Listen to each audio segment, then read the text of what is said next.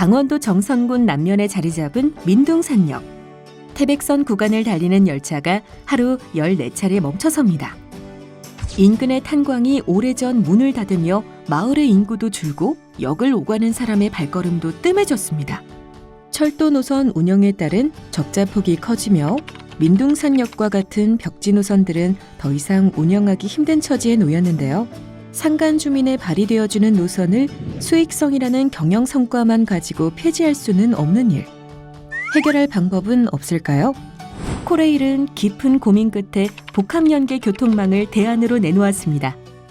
전국 여러 지방자치단체가 운영하는 공공택시를 철도역과 연결하는 것인데요.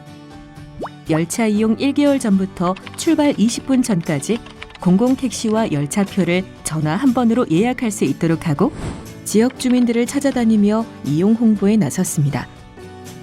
그 결과 이용객은 꾸준히 늘어났고 주민들의 이동 시간은 대폭 줄었는데요. 관련 서비스가 운영되고 있는 지역도 꾸준히 늘어 2019년 7월 기준 38개 역 200여 개 마을에 이르게 되었습니다. 공공철도라면 교통약자들의 편익을 생각해야 한다는 기본 책무에 충실하고 공공철도 설립 목적을 실현하고자 애썼기에 이룰 수 있던 성과였는데요. 뿐만 아니라 철도역을 사회적 기업 등과 공유하여 공공의 이익 창출에 힘쓰면서 사회적 가치를 실현하고 있는 코레일.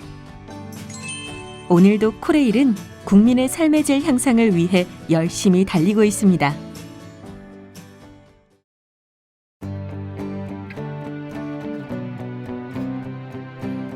경남 진주시 중앙동에 자리 잡은 옥봉마을. 산비탈에 위치해 오랫동안 도시개발 계획에서도 외면당했던 이 마을이 샛들마을 사업을 통해 특색 있고 활기찬 마을로 거듭났습니다. 샛들마을 사업이란 주거 환경이 열악한 마을의 생활 환경을 개선하는 도시재생 사업을 말하는데요. 한국토지주택공사가 위수탁을 받아 사업의 운영과 관리를 맡았습니다. 기존 재개발 사업과 개념이 완전히 다르다 보니 출발부터 난관의 연속이었습니다. 대부분의 연로한 주민들은 부정적인 반응을 보이기 일쑤였죠. 한국토지주택공사는 마을 안에 현장 지원센터를 마련하고 직원들이 주민들의 대문을 직접 두드리며 어떤 사업인지 왜 필요한지 설명했습니다.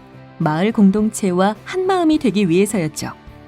그러기를 몇 달, 드디어 옥봉마을에 서서히 변화가 찾아왔습니다. 60여 가구가 집수리 사업 신청을 했고 주민협의체에 참여하려는 주민들도 점점 늘어났죠. 주민들이 힘을 합쳐 만든 진주 샛들 협동조합도 탄생했습니다. 하지만 사업을 진행하기 위한 제도적 장벽도 만만치 않았습니다. 당시 사회적 기업은 2천만 원까지만 공공기관과의 수의 계약이 가능했는데요. 신생 조직이었던 샛들마을 협동조합이 수의 계약이 아닌 경쟁 입찰로 사업을 수주하기는 어려운 상황이었습니다. 이에 한국토지주택공사는 샛들마을 사업에 한해 사회적 기업이 5천만 원까지 계약이 가능하도록 내부 방침을 수정했습니다. 사업 이후에도 주민들이 직접 운영할 수 있는 기반을 마련하기 위해서였습니다. 그렇게 탄생한 옥봉마을, 55가구 중 40여 가구가 집수리를 마쳤고 진주 샛들 협동조합의 규모도 커졌습니다.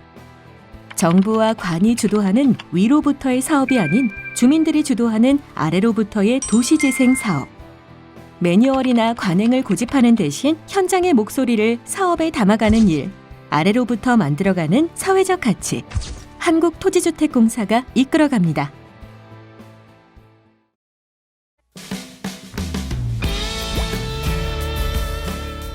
어느 날 사회복지사의 스마트폰에 문자 하나가 날아들었습니다. 혼자 사는 할머니 집에 설치된 스마트 미터기가 물 사용량을 감지해 보낸 것이었습니다. 물 사용량이 없음을 확인한 사회복지사가 할머니의 집을 찾았을 때 할머니는 골절상을 입고 쓰러져 있었습니다. 사회복지사는 서둘러 병원으로 할머니를 옮기고 치료를 받게 했습니다. 이렇게 혼자 사는 할머니의 안부를 빨리 확인할 수 있었던 것은 바로 스마트 검침 사업 덕분이었습니다. 그렇다면 스마트 검침 사업은 무엇일까요? 바로 수도 검침을 활용한 노인 고독사 방지 프로그램입니다. 최근 혼자 사는 노인이 늘면서 고독사 비율도 늘고 있는데요. 혼자 사는 노인들의 건강 이상 징후를 가장 잘 파악할 수 있는 것이 바로 수도 사용량입니다. 그래서 수도미터기를 디지털로 교체하고 물 사용이 없거나 급증할 경우 사회복지사에게 문자가 전송되게 한 것이죠.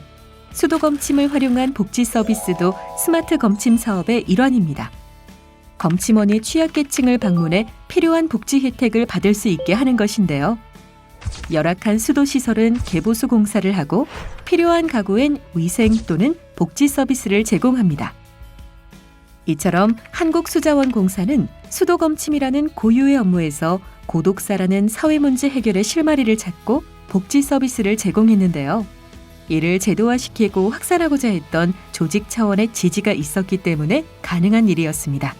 현재 세대 사회의 질을 높이고 미래 세대가 지속 가능하기 위해 사회 문제를 해결하려는 사회적 가치는 확산되어야 합니다. 조직이 보유한 잠재력을 활용해 복지의 사각지대를 메우며 사회적 가치를 확산하고자 했던 한국수자원공사의 노력은 앞으로도 계속될 것입니다.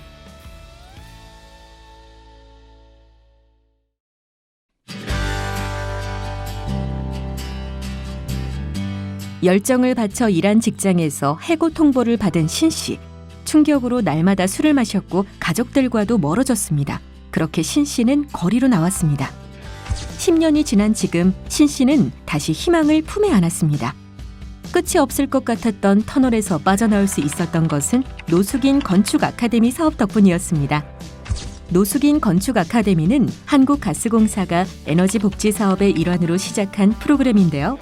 취약계층의 자립을 위해서는 일자리가 꼭 필요하다고 보고 노숙인과 쪽방 거주민을 대상으로 건축 교육을 시작한 것입니다.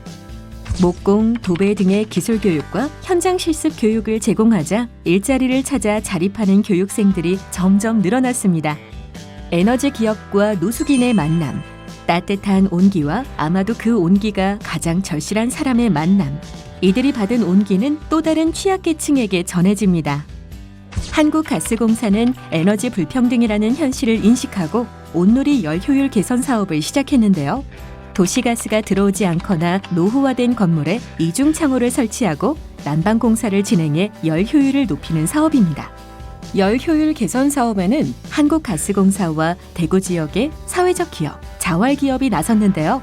열 효율 개선 사업으로 배출한 노숙인 건축 아카데미의 수료생도 시공에 참여해 선순환 구조를 만들어냈습니다. 단순 지급, 단기적 지원이라는 사회 공헌 방식이 아닌 가스공사의 전문성을 살린 온누리 열 효율 개선 사업은 지역 주민과 지역사회의 역량을 강화하는 방식으로 나아가고 있습니다. 온 세상에 온기를 전하고 싶은 한국가스공사. 에너지 복지 혜택을 누리지 못하는 사람들에게 이런 메시지를 전하고 싶은 것은 아닐까요? 당신의 삶은 아직 따뜻하다고, 아직 온기를 잃지 않았다고.